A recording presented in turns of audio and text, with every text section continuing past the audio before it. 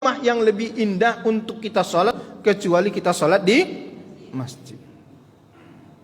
Maka raih pahala 135 derajat kebaikan dalam setiap harimu dengan menjaga sholat 5 waktu.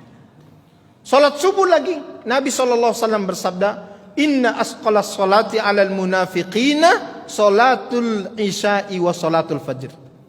Sesungguhnya sholat yang paling berat dilakukan orang munafik adalah sholat subuh dan sholat isya.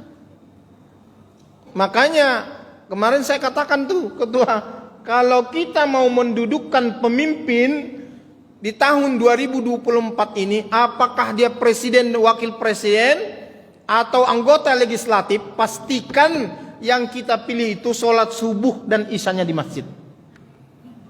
Ini saya terus terang nih, ya, pastikan sholat subuh dan isyanya di masjid. Kalau tidak, jangan dipilih.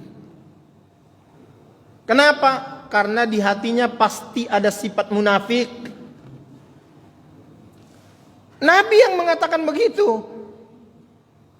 Tolak ukurnya itu aja. Kalau masih sulit dia untuk hadir sholat subuh di masjid, berarti ada sifat munafik di dalam hatinya. Kalau ada sifat munafik di dalam hatinya, jangankan bapak ibu, Allah saja dikhianati. Ya, paham bapak ibu? Paham nggak? Begitu juga presiden. Kalau sholat aja nggak benar, wudhu nggak benar, saya nggak nyinggung siapa aja ini ya.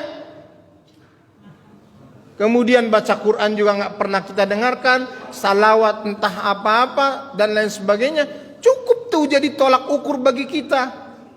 Saya kasih tahu satu ayat penting yang menyangkut masalah kepemimpinan di surat Al-Baqarah ayat 166. Ini catat nih Bu, Bapak nanti baca Al-Qur'annya.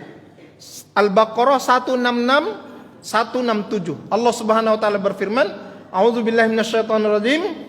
Istabarra alladzina tubi'u minal ladzina taba'u wa ra'aul azab wa taqatta'at bihimul asbab. Ingatlah ketika nanti di akhirat orang-orang yang masuk neraka itu ada yang berlepas diri dari orang-orang yang mengikuti mereka. Jadi para pemimpin yang kita pilih itu nanti di akhirat nggak mau tahu dia dengan kita, berlepas diri dia. Wara'aul azab, bahkan mereka juga termasuk yang berhadapan dengan azab Allah. Wa taqatta'at bihimul asbab, terputus semua sebab-sebab duniawi yang dulu mereka jalani. Nah, ayat 167-nya, yuriduna ayyakhruju minan nar. Mereka ini yang salah memilih pemimpin dan waktu di akhirat menyesal.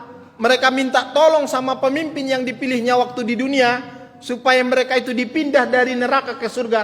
Pemimpinnya nggak bisa. Nggak bisa. Lalu 167 tuh, yuriduna yakhruju minan nar. Mereka ingin keluar dari neraka itu. Pengen mereka keluar dari neraka itu. Tapi Allah jawab, wa ma hum bi kharijina minan nar.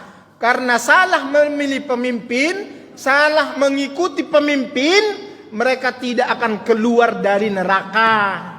Kalau nggak akan keluar dari neraka itu artinya apa? Kekal di neraka gara-gara salah memilih.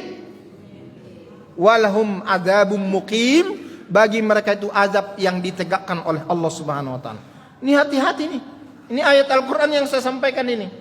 Ya, salah memilih pemimpin, akibatnya nanti di akhirat masuk neraka sama pemimpin itu, minta tolong sama pemimpin itu sendiri bilang, saya aja kelepotan nih, saya aja sedang melihat azab besar nih di hadapan saya nih, bagaimana mungkin saya bisa menolong kamu?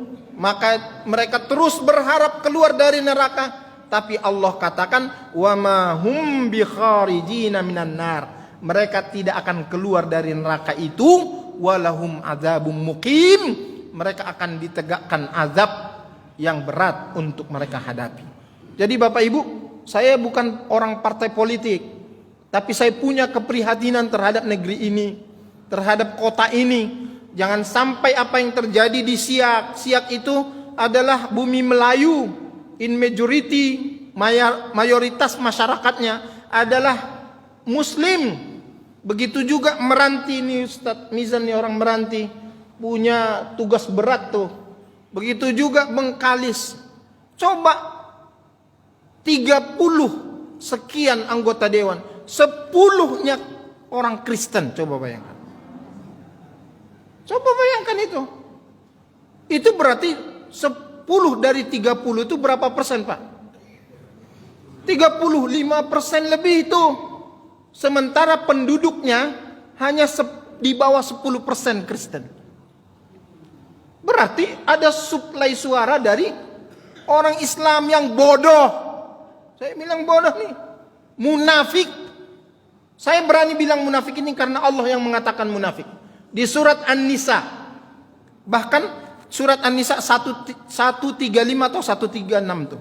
Basyiril munafiqin. Kata Allah, kasih tahu orang-orang munafik bi anna lahum azaban alima. Mereka itu akan dapat azab yang sangat pedih. Siapa orang munafik itu? Di ayat berikutnya dijelaskan oleh Allah. Allazina yattakhidunal kafirina awliya'a min dunil mu'minin. Orang munafik yang saya maksud itu adalah orang-orang yang menjadikan orang kafir sebagai pemimpinnya, padahal ada orang beriman. Ini jelas nih. Ini ayat nih, Pak. Bapak nggak percaya sama saya nggak apa-apa, tapi jangan sampai nggak percaya sama Al-Quran. Paham nggak? Kasih tahu tuh saudaranya yang ada di Siak, di Bengkalis, di mana-mana tempat tuh, jangan pilih orang kafir. Jangan pilih orang dan partainya orang kafir. Partainya orang kafir itu maksudnya apa? Orang kafir itu banyaknya di partai mana? Jangan pilih. Jangan pilih. Saya tidak sebut partai apa. Pikir sendiri. Paham Bapak Ibu? Sekali lagi saya bukan orang partai, saya bukan caleg. Tapi mungkin suatu saat ada baliho saya calon gubernur gitu ya. Tolong didukung. Tapi belum sekarang. Karena Ustadz Mizan bilang Ustadz harus jadi calon gubernur katanya. Saya bilang saya sudah jadi gubernur. Kapan katanya? Dulu waktu jadi mahasiswa saya gubernur. Sudah pernah saya jadi gubernur. Cuman presiden yang belum.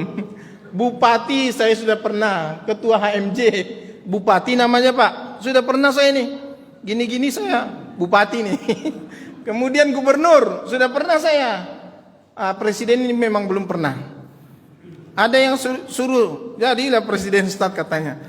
Itu alun ada suara lain. Belum ada suara yang mendukung saya jadi presiden. Masih banyak lagi suara yang memilih orang yang tidak jelas track recordnya. Baru kemarin ijazahnya pun nggak jelas. Tiba-tiba jadi itu nggak tahu saya itu. Ya Bapak Ibu saudaraku sekalian yang dirahmati oleh Allah, maka hati-hati nih soal kepemimpinan.